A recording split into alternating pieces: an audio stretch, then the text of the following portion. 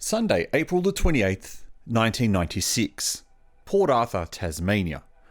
I remember I was with a friend from high school at a housing estate, handing out real estate flyers while listening to the footy on the radio when the match was interrupted by a breaking news bulletin. Someone had just killed 25 people at the popular tourist location. The final death toll was 35 when the siege ended at Seascape Guest House the next morning. Now, 25 years later, a movie has been released that attempts to tell the story behind the man who was responsible for the worst massacre in modern Australian history committed by a single person. Hi, I'm the Artie Dans, and let's check out the movie Nitram.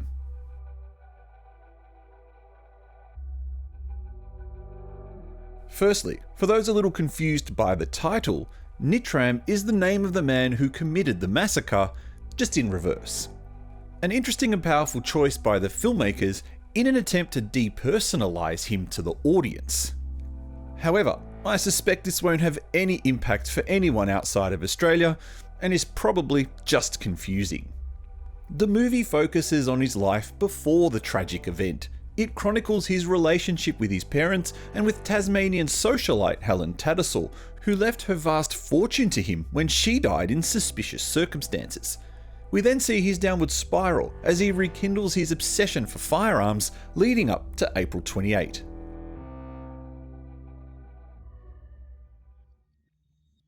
For someone who lived through the whole Port Arthur massacre news cycle, this movie was a tough yet compelling watch. What's more interesting about the film is the content that didn't make it. His alcoholism, his frequent overseas travel, and his disdain for society as a whole and how he wasn't accepted. That last bit is covered slightly, but it's always been known that the reason he committed the massacre was that he wanted to be known for something that people would remember. By taking away the full reasoning of why he did what he did, the movie loses some of the understanding behind the person. Instead of seeing a man who hated the world because he thought the world hated him, what we are instead shown is a man who at times appears to be kind and thoughtful, and at other times appears to be violent, obsessive, and uncontrollable. And that's an interesting story to tell, because going the other way would have created a rather exploitative, almost horror-like movie.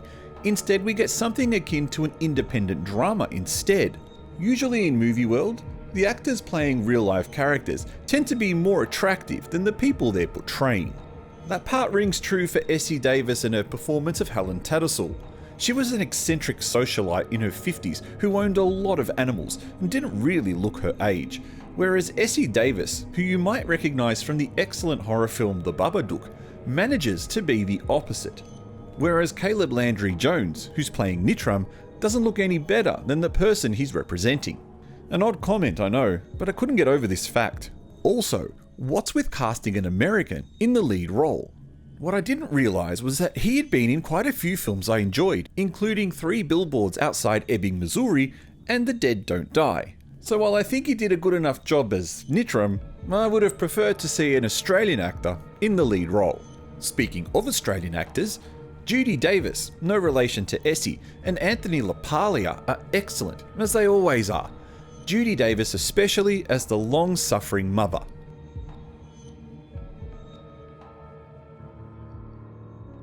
But is this a movie you should watch? Well, if you're an Australian and you remember this massacre, the news cycle, and the political effect it had in Australia with gun control laws, then this is an interesting view of the preceding years leading up to the event. I don't feel this movie glorifies him or what he did. The movie stops just as the massacre begins, so that level of exploitation isn't there. For those with bloodlust who want to see the massacre in all its gory glory, you're not getting that here. Which means for an international mainstream audience, you're probably not going to engage with this film. It may be a mild curiosity if you remember the event, and it's definitely festival film fodder, but perhaps not something for the wider audience. But if you do watch it, I think you might enjoy it. There's a lot of information here that I didn't know about the man, but there's also a lot of information I do know that was omitted. If you've seen this movie, what did you think? Thank you for watching this video. Press the like button if you enjoyed it, and I'll see you in the next one.